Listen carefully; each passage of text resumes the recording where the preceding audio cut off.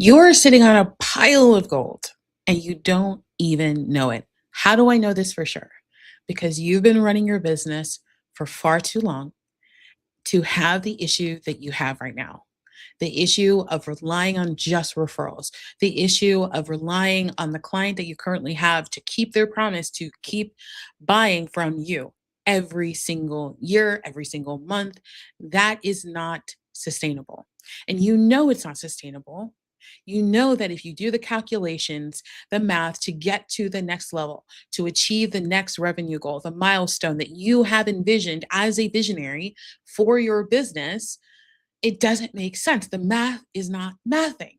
It's like more hours, more time from you to get it to a higher revenue. But what do you have to sacrifice? You have to sacrifice your health. You have to sacrifice your relationships. You have to sacrifice your business strength. And God forbid one of your team members is sick one day, you're going to have to step in and fill in for that person. It all stops now. If you make that decision, it all stops now. And in this video, I'm going to share with you the top 3 mistakes that I see people making that are generating revenue in their business, that are growing their business, have a team, and they want to get to the next level. They want to create a legacy that they can leave on this planet for the children's children, the future of our worlds. And they're stuck just staying focused on the day to day activities because they don't see a way out. And I'm also going to share with you the 3 things that you can do in your business right now that you can actually add revenue stream of predictable cash flowing opportunities, leveraging what you're already doing in your business so that you can get there with ease, clarity, and focus. My name is Melinda Colon. I'm an enterprise value architect, and I help businesses build an additional revenue stream in their business so that they can create predictability and consistency. And today, this is I'm passionate about this because I know exactly how this feels. See, one of the mistakes that business owners make is that they rely on too few contracts, too few clients to pay the bills. They get one contract, or you get 1 or 2 contracts for the entire year. Like on paper, it looks like you're making millions of dollars, like everything's great. But unfortunately, the truth is that you have too few eggs in one basket and you don't have another basket. So God forbid anything happens to that one basket. God forbid anything interrupts, like life interrupts, like a pandemic interrupts, like a shutdown interrupts, like anything interrupts, like a recession, anything that happens in the marketplace, the things that you can't control. God forbid any of those things happen, which is normal. That basket of eggs is useless. And it's not because you're doing anything wrong, it's because nobody taught you what to do next. You see, there's like this clarity. It says nearly 70%. So 7 out of 10 businesses that start, that get founded, that get bought, whatever it is, small businesses in the United States, they go out of business before they hit 10 years. That is a staggering number. That means that if you're trying to create a legacy and you're trying to create something that's going to outlast your lifetime, I mean, God willing, you live longer than 10 years. So how do you leave something that's going to compound over time, right? There are businesses in your industry that have existed for 50 years, 100 years, 200 years, in fact. And they're just there. They're doing, what are they doing that you're not doing? You know what they're doing? They're doing 2 things. One, they're not relying on one client. They're not relying on just enough. They're not relying on just to make sure that we just make sure that we get ends meet and then we can breathe. No, we're constantly selling, constantly growing, and not getting in the middle of it. You know, if you've ever thought to yourself, I really want to get into flow. I hear this, people say, like, I'm just in flow and things are just like coming towards me and everything is up. And it's kind of like woo woo, but it's not, you know? And the reality is I've been there. I know exactly what this feels like when you're just thinking to yourself, I'm good. I can pay my bills. I can make sure that my team is getting paid. That's enough. I'm good. I don't need to do any more than that because the somehow it's a conditioning that whether it's the society we live in or a culture that is just enough. And I honestly, I argue that it may come from the corporate world and it's just kind of seeded and blended into how we do life in the United States, at least. Because in a 9 to 5, remember, I was working in a 9 to 4 at 5 in corporate, and, there are more times than not that I'd work overtime. I mean, I was there till after the cleaning company came and before the breakfast delivery was there, right? Before the lights were on for the entire building, I was there. And so there are often times where I was so tired, and I saw some of my colleagues would leave at 5 o'clock and then come in at 9, but they never got their work done. And so they never got their work done. And so it just kind of felt like the opposite of that had to be true for entrepreneurship. Like clock in, clock out. But it's not true. And that's not true. That's why you have a wish list longer than the year's time, right? You just keep adding, well, like, I wish I could do that. I want to do this. I'll put this here. And you always constantly deprioritizing and reprioritizing things and expecting that one day everything is going to change. I'm going to have extra time. I'm going to have extra money. I'm going to have extra resources so that I can finally get to this thing. When I started my business full time, I was freelancing for years and started freelancing in 2013. And I went full time in my business in 2020 during the pandemic. And it was a hard decision, but it was a decision that I had to make. And I made a decision and I reached out to one person on LinkedIn through a DM and told them I'm on my own. And within the week, I was fully booked. Within a week. And I thought to myself, oh, I will always be in demand. I will always have clients and leads coming my way. I don't have to really work that hard.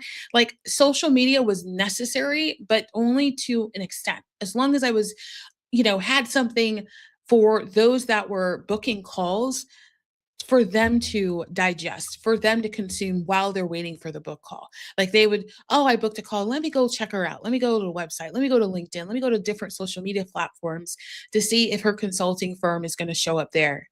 That was the limit to social media. And so, because I never invested on creating a presence online, that relationship and those relationships that I had already acquired over years and years and years and years, they were leading towards, okay, all of this is opportunity for referrals. And then it just starts to dwindle. Not because I wasn't doing it, I was doing something wrong, but because that's just naturally what happens. It's kind of like, you pour out of a container of juice into a cup, eventually it's going to end. Like, that's just what it happens. You have to refill the cup again. That is how the law of reciprocity works. And so when I understood this, it was too late. I had six multiple 6-figure clients at one time. I had grown my team, surpassed 6 figures in the first year. That was, that's nothing. But then I just kind of grew so quickly. We had a team of 7 people that I was responsible for. 7 employees and contractors working in a time sensitive environment because we were just doing proposals, head down. Nobody, like, the only thing that we tracked, I'll tell you, and this is going to be very important as I get to the next step. The only thing was wins and losses. We never tracked revenue that we were increasing for our clients, the backlog of contracts that we were getting for our clients. We never did, until I'm going to tell you later. And so it was just like win-loss. And so that was exciting. And that kept us momentum because we were winning more than we were losing. It was just like, oh my gosh, this is amazing. I had that 74% was just like easy. Okay, great. So fast forward, the next step, the next mistake that business owners make is they don't have a pipeline. Sales pipeline is the most unattractive but yet the most valuable, most important asset that you can have in your business today. And I'm talking to the person that is running a business. You have team. If you don't have a pipeline and you're not working that sucker every single day, that's the problem. It's not that the clients are delaying the work, it's because you're focusing on that opportunity instead of building opportunities so that whether or not that opportunity ever comes to fruition, whether or not they get their stuff together and they finally bring you into the work, that doesn't matter. It's like you're already making money. So that's like okay, that's great. We'll bring you in when we bring you in. And by the way, that is a sales tactic because then you just put some urgency and say, we only have capacity for X. So figure it out, right? These are all things that I had to learn after I started a business, after we had success, after I wrote the first book, the first on demand program that I sold for my clients, the first consulting, coaching, and speaking events that I hosted. All of that was considered my checklist of success, and I was doing it, and it looked good, and it was like, exciting. But at the end of the day, I didn't have a sales pipeline that was built beyond the referral. Yeah, follow up once and twice, but you don't really know whether or not your business is going to be successful until you actually go out there and figure out what it takes to take a lead from cold to conversion. Like that is a whole different muscle. If you're going from like hot, medium, lukewarm to conversion, that's easy. Like I could do that all day long. But if you can take a client from cold, a prospect from cold to a client, it changes everything. Now there's proof that your idea works. That's proof that you can delegate those responsibilities to someone else. That's proof that you have a lever that you can control in your business. You can go up and down, and whether or not you want to make more revenue or not, or you don't want to stay the same, however you decide, you can control it because you know what the market is going to do and what you need to do in order to get the market to react. All of that happens from a sales pipeline because a sales pipeline tracks not only what leads you have, but whether or not you're actually talking to qualified leads. There's nothing worse than talking to unqualified leads, trying to get them to convert because it takes longer. They're not the right fit. They don't get the result that they want, and they blame you. So instead, slow down, have more conversations, figure out who your ideal client is, and then target only them so that you can validate that your pipeline works. All right. The third mistakes that business owners make is staying in the weeds. You know, one of the things that I had to learn really soon, early on, because we grew so fast, I had interviewed over 50 people for marketing roles, copywriting roles, graphic roles, because when it came to commercial, I mean, I don't have any physical proposals at my desk right now, but our proposals, branding wise, were top notch. Our clients would always want us to do their work because it we made every single proposal look like a magazine, and that was attractive. That made agencies stop their tracks. Even some of the private work we did for our clients, when they would bid work for private sector, it was a no-brainer. It was a no-brainer. They were so attractive. And that was a standard for everything. So when people say, we would talk to candidates for marketing roles and graphic design roles and copywriting roles, we could tell immediately from sample work that they have to submit as part of their interview, because we would give them work activity and then they have to submit the work back. And so we would actually see before we even expose them to clients whether or not they were going to be good enough for our team. Like they could be at the standard at which we were at. And so that was really important. And so I learned that early on. I thank God that I had a coach at the time. I thank God I had my coach at the time because I couldn't have navigated so quickly in growing my business if it wasn't for her, hands down. And so all of these things were stacking up. Now, this is just day to day life. You know how it feels to hire and fire and then have to have radical candor conversations and like fire people. I mean, gosh, I call me up if you need someone to be hot fired. Okay. I am so good at that because it's not a knock on them. It's just like, you're not the right fit. Go find the right fit. I'd rather let them go and go to where they need to go than hold on to them and then delay their future, their purpose, their outcome that they're needing to achieve just because I feel bad about it. Like, no, we're not doing that. But these are the things that I had to learn.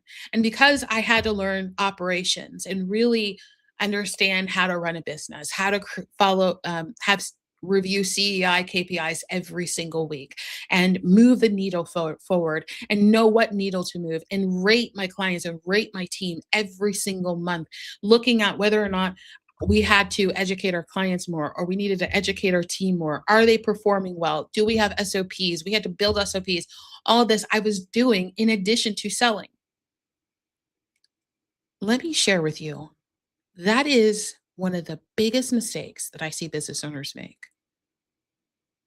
I'm not alone, and you're not alone. There are so many owners, founders who are in the weeds in their business when they should be selling. This is a rule that I have established for myself and for my clients. 80% sales, 20% production. 80% sales, 20% production. Melinda, I can't do that. For what I do, for what my business is, I can't do that. I'm a solopreneur. Figure it out. Production needs to go to somebody else.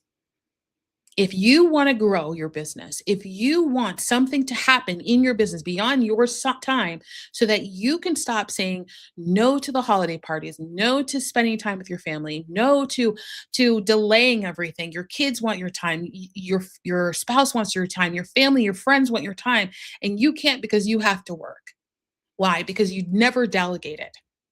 And so you have to delegate. And one of the things a visionary, an owner, or founder has to do is you have to delegate operations. It is a fact. It is one side of your brain is functioning in creativity, and the other side is functioning in task orientation things. They can't flip flop in one day. It takes too much time for your brain to process through it. Look at the research. Look at the research. It makes it difficult. Instead, block scheduling. This is why block scheduling exists. It's because you can block out that time and say focus on one activity. You'll build momentum, you'll go faster, you'll have speed, you'll see results faster, and it will feel more ease in the process. Instead of going from, I got to call this person, I got to go do work on this, I got to do this, and I got to do that, you're going back and forth. This is a pendulum. And this is why when I talk to business owners and founders and they tell me that in their company, they can't think about government contracting right now. Melinda, I can't think about public sector, municipal, public works, school systems, hospitals, any of that. I can't think of that right now because we're delivering on this project. I know exactly what you're doing. You're deciding to stay small. You're deciding to stay small. You're deciding to not build something that you want to build. You're telling yourself, I want to create a legacy. You're talking about it. You're surrounding yourself with people that are legacy builders, but yet your actions say otherwise. If you want to create a legacy, like I want to create a legacy, it has to start today. It doesn't start when the work stops.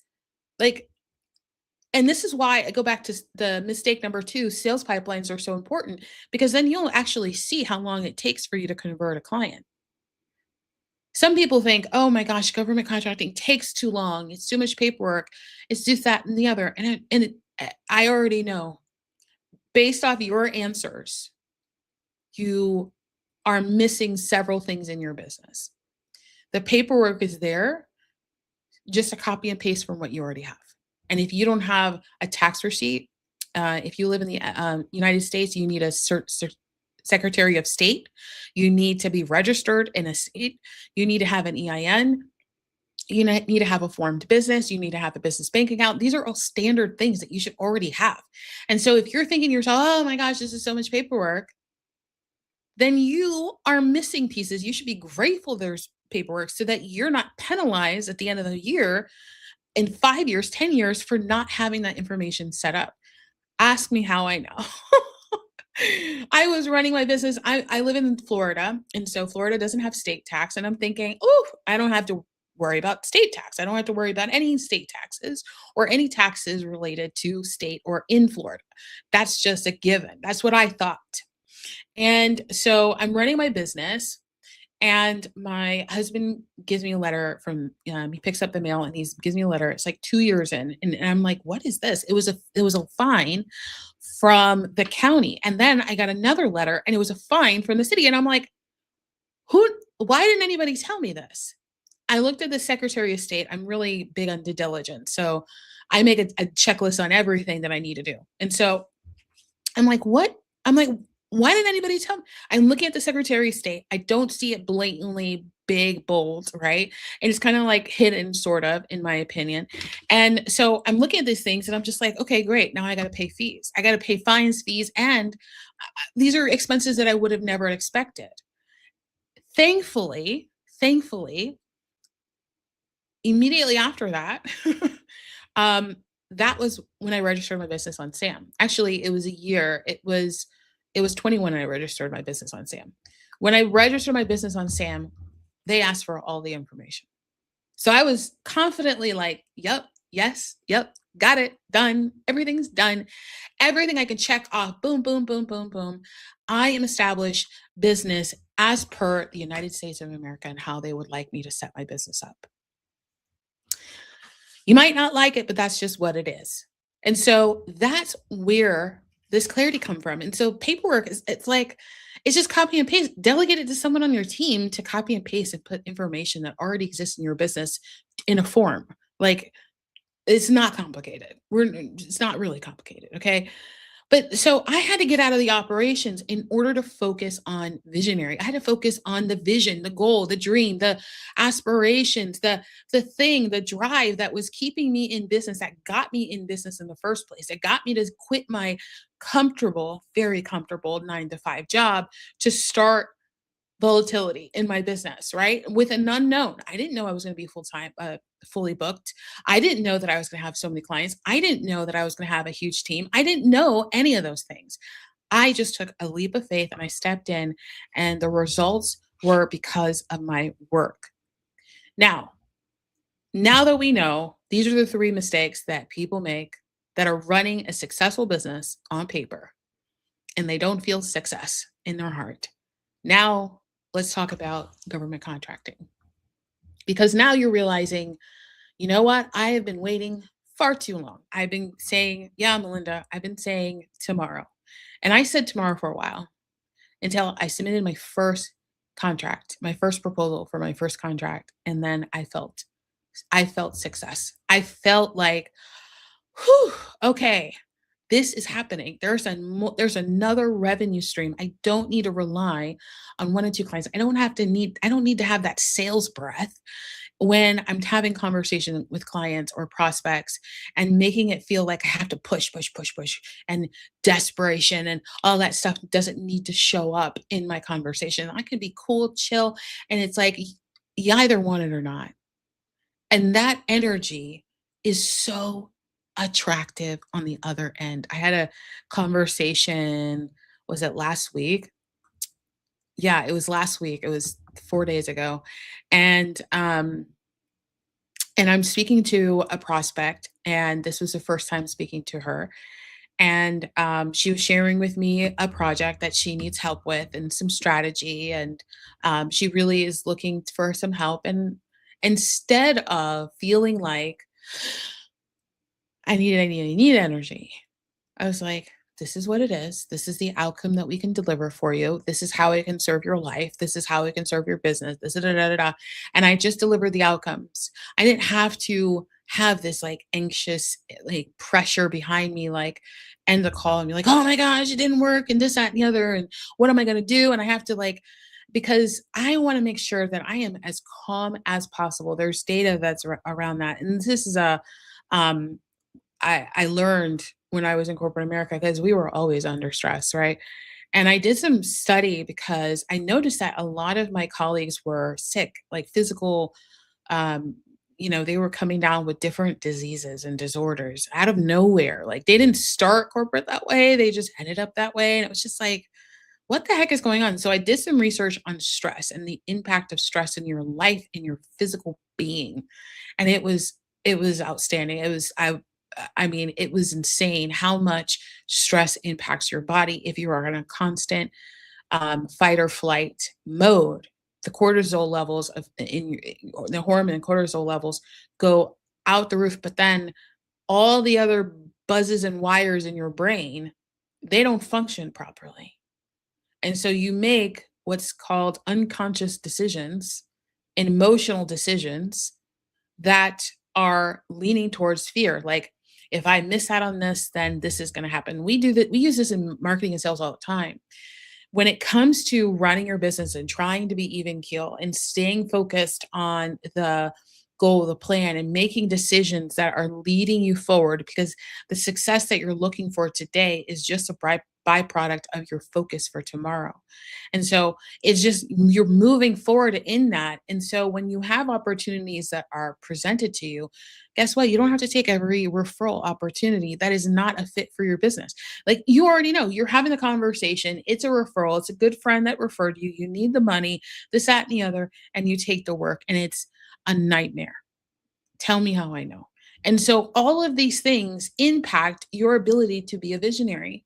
That's why you need to be making money all the time. Now, let me share with you the first thing that you need to do is make a decision on that. Make a decision to make money all the time. Make a decision, make money all the time. But how do we make this money all the time? I talked about it earlier. A sales pipeline. We know how long is it going to take to convert a client. So if it takes 2 weeks, 2 months, 6 years, like, depending on what you sell and how much it costs to deliver and what it is that you sell. If you're in construction, it might take you 2 years to build a relationship and get a contract. If you're in professional services, it might take you 1 or 2 weeks, sometimes 2 to 4 months, right? So when you have that clarity as terms of how long it actually takes from a cold lead to a client, that is when you have control. Because now you're like, okay, if that takes that long and I want to make X amount of dollars by this time, then I have to put X amount of leads in my funnel so that I can nurture them and convert them to become clients. And the math it just becomes math. It's no longer about emotion. The emotional process is the client process. The client gets to have experience and experience emotion. The team gets to experience emotion. Like, everybody other than you gets to experience the operational day-to-day emotions. You get to stay focused on your vision and bringing people into it so that you have the right partners, the right team, and fulfilling that vision, making steps towards it. So the second thing that you're going to need to do is relate. One of the mistakes that people make when it comes to government contracting is that they believe that their work is not transferable. And it actually is. This is the part where you're sitting on a gold, like, and when I talk about the pile of gold that you're sitting on, oh my gosh. The only reason that you don't see it is because you're looking at someone else's bigger pile of gold. And you're not realizing that the work that you've done so far is the reason why you're sitting on gold in the first place. The reason why I know this is because, like I said earlier, I was sitting on gold and I had no idea. We were winning contracts, so I knew my win rate. I knew what my clients' win rates were. We did these quarterly and monthly reports for every client that were retainers, and so this helps us understand where they are. So, like, are we hitting, kind of like when you're hiring an ads agency, they're giving you KPI specifically on the work. So this is how many that we have submitted. This is the type of work that we submitted for. These are the agency that we submitted for. These are the dollars that we submitted for. And then this is your win rate. And we did that quarterly so that we can keep track of what's going on. Monthly, it was like an update. Okay, so we've just finished submitted 2. We're working on the next 2, et cetera. And these are the results as we're going, to keep everybody up to date on what's going on and make modifications as we go, like iterations and so on and so forth. So that is all that we had. Okay. Those 2 things, the reports and our ability to track wins and losses and why they won or why they lost. that played such a big part in our ability to guide our clients that are small business, mid-size, and large enterprise. All of them, they needed that data because they were just it was just like it's kind of like brushing your teeth after a while. You're just like, I'm just going to submit a proposal because you already have a template, you have narratives, you have the language, you have the pricing, you like everything is just like rinse and repeat. Okay. You tailor it. And sometimes you don't know how to tailor it, but you look back at the data and you say, oh, okay, I know how to tailor it. You make modifications and you're done. What something would take, I don't know, 80 hours now takes 80 minutes, right? It takes like an hour and a half, if that. So relate. Where are your clients? What industry are your clients in? This is huge. This is huge. What industry are your clients in? What are what work are they delivering because of your support? So, for example, if you're in construction and you do a lot of office buildings, okay, are they class A? Are they C? Are they, you know, like suites? Are they leases? Is property management? Who is hiring you? And figuring out what industry they're in.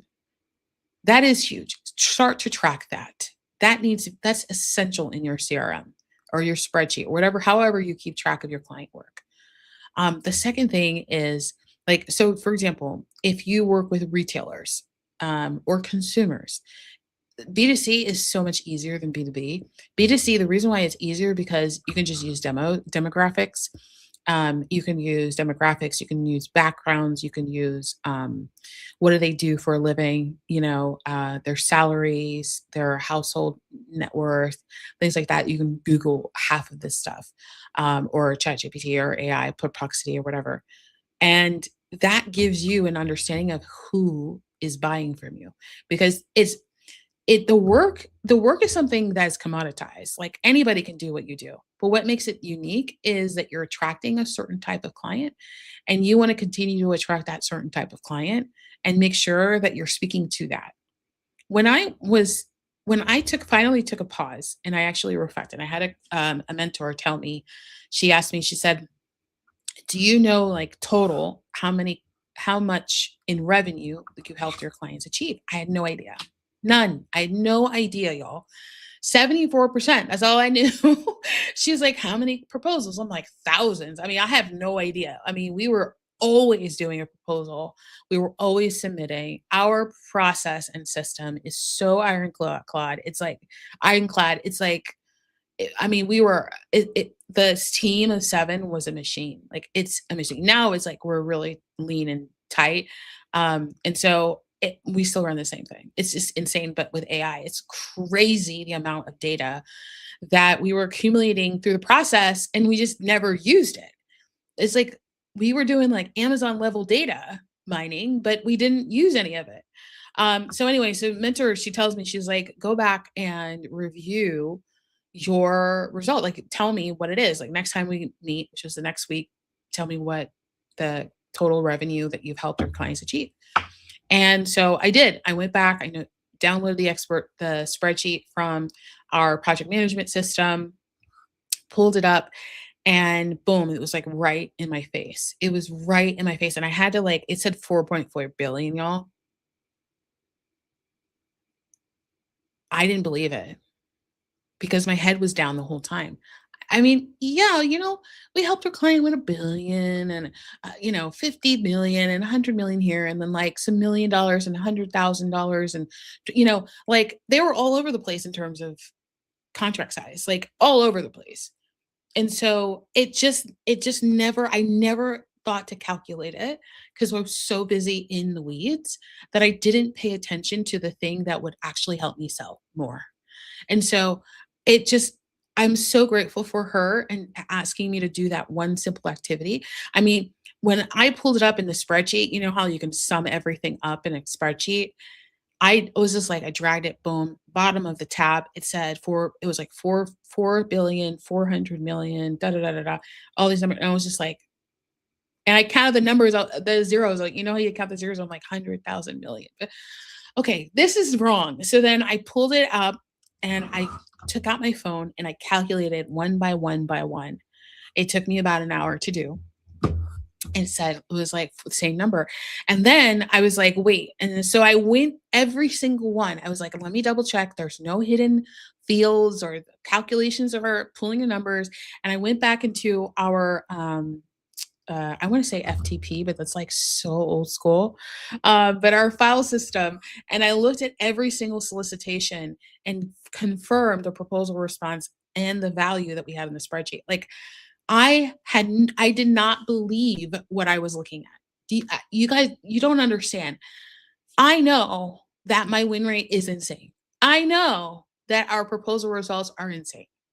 I know this. I know that I'm type A when it comes to production and responses and strategy and delivery and administrative tasks. Like I know that. I know that I'm type A, but I never knew the level at which I was standing because I was so busy focusing on someone else's pile of gold that I had no idea I was sitting on a pile of gold myself. And yet everybody else behind me is looking at me and like, oh my gosh, how did you get there? That is insane. You're doing amazing. Like I hear this all the time. And I'm like, what's the big deal? It's just a contract. Like it's not that big of a deal. Everybody can get a if you do it right, everybody can get a contract. It's really not that complicated. It really isn't. If you own a business, you've had results, and you can translate it appropriately, even if you've never worked for a government agency before, you can get a contract. Like it's really not like it's really that easy. It really is easy, but it's easy because I'm in this world for over a decade, right? So that's why. So relate. What industry are your clients in currently right now in your private sector? Like what industry? Who do they report to? What are the services? What's the industry that you're helping them grow into? Okay. Second number two is translate. Gotta hurry up here because I got something else to go to. Translate. Translate your work. So instead of saying we're a concrete company or we're an IT cybersecurity or I'm laughing because it's funny. We're marketing or we're engineering firm, design engineering. We do MEPFP. Um, what else? I'm trying to think of my clients. Project management, logistics. Instead of just saying that, because that actually is not appealing. It's kind of like saying I'm a woman. Even if I say I'm a Black woman, like even if I just said, "Hi, my name is Melinda. I'm a Black woman," like there are millions of other Black women. Like, what makes me different? What makes me unique from everyone else? That is what you put in your capability statements. That's what you put in your proposals. That's what you say that comes out of your mouth. That's on your website. That's in your social media. The thing that's going to make you unique because being a color or being a gender is not enough, meaning that your certifications that you work so hard to get, it doesn't matter if you're veteran disabled, it does not matter. You need to have a differentiator. You need to have something that's going to make you stand out from everyone else. Because if you think that a piece of paper is going to make you stand out from everyone else, and that's the only thing that you need to go by, it's kind of like it's just kind of like relying on referrals. It's the same thing. It's like you're going to get whatever you get and you're not going to be in control of the growth of your business, and that's just what it is. Instead, I use my god-given talents. I take a step back and I think to myself, and honestly, when I did the 4.4 billion, that is when like my identity shifted. I'm like, oh wait a minute, I am not doing no, I'm not doing lobo stuff. That was when I decided, and don't get me wrong, I love nonprofits that are integral, but for the most part, um, there are some that are not. And I've just decided not to work with nonprofits. And that was okay. And so it was just like, that was it. I now know who I want to serve because I've already served them. I'm comfortable talking to a 7, 8, 9 figure multi-bills. Like I'm so comfortable with that. It does not bother me at all. When I'm in a room, of authority, like mayors and governors, and like it just doesn't, like nothing doesn't bother. It doesn't bother me because I'm so used to it. I'm acclimated to it, and I had to take a step back and really reflect on where I am in order for me to show up that way. Like I just, and because I show up that way, I articulate out into the marketplace that I'm expensive. Like, and that's okay. Do I still want to serve people? Absolutely. That's the number one thing that I was born to do. And also in Proverbs, I need to sell, right? Like I need to also do that part because I believe that God didn't make a mistake when he created me. He didn't make a mistake when he created you. He made sure that you had all of the ingredients and the recipe and everything that you need in order for you to show up the way that you do in your business right now. Like everything. So that degree that you never used, yeah, even that. Everything, like that relationship that you had in business, the fallout that you had, the bankruptcy that you had, the financial challenges that we had, the equipment that you bought that you never used, like all of it is so valuable because it's experience, and experience can't be bought and it cannot be generated by AI. It is something that only exists for you and your team. So translate, go to relate, translate. Translate is translating what you do for a government contract. It is so simple and it doesn't need to be complicated. But the first thing that you got to do in order to do it right is actually reflect. Because if you're not thinking, what can I bring? Like, I want a government contract. What are they buying? They are buying everything, y'all. They're buying everything. Everything that's in demand in the public sector is in demand and the private sector is in demand in the public sector and vice versa. That's just how it is. This is just how the market works. It's like economics 101. It's just it doesn't change because you're still selling to a person. So it's just a different vehicle, it's a different container, it's a different method, but that's it. You're still selling. Like it's the same thing. You're not changing what you do to sell to a government agency. Don't do that. That just waters down your brand, that waters down your vision, that just causes a lot of confusion. Just don't do that. Instead, where I see business owners have real success, founders, decision makers have real success is when they double down on what makes them unique. That's low hanging fruit, easy stuff to get at the state, local, and even at the federal level. But you just got to know and make a decision on what that's going to be. So if you're in construction, and I know we're talking about construction a lot, but if you're in construction and you are amazing at commissioning, I don't know, if you're good at pre-construction, if you're amazing at pre-construction, like that's the thing that people buy from you every single, like move they will move your competitors aside just to work with you and your team to do pre-con. That's what you sell. Like we're not complicating. There's so much abundance. You just have to pick what you want. And so you might as well pick something that's going to help you grow towards the direction that you want to grow in. So translate, just translate what you do.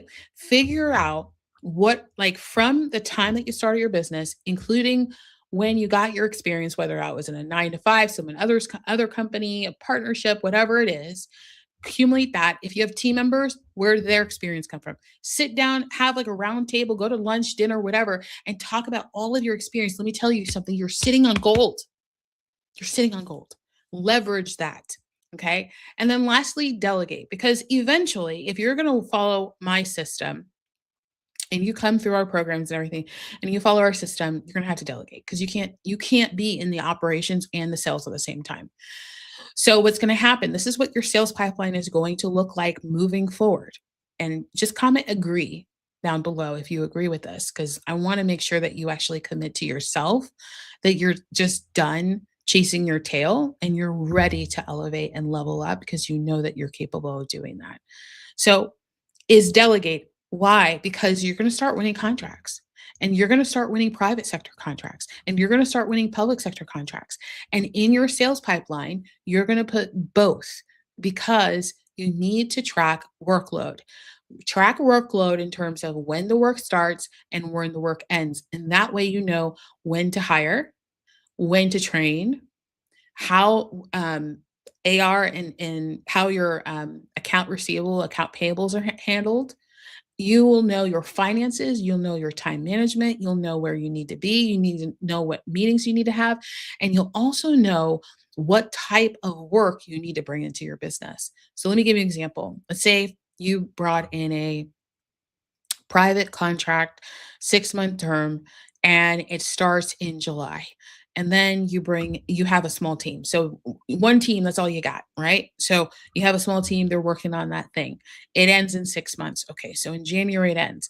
Well, I know that the holidays is in between the time that it ends. So before the holidays hit, before everybody takes a vacation, before everybody's out of the office, I'm going to be selling like crazy because I know that typically it takes about 3 months, like 1 to 3 months to convert a client, right? Whatever your number is, that's what you're going to calculate. You said 1 to 3 months. Okay. So I need to start getting work so that when we start work, we're starting in January when we're slowing down on this work. Now we're going to start to stack the opportunities so that team goes from one contract to the next contract and doesn't stop moving. Now your overhead expense dwindles.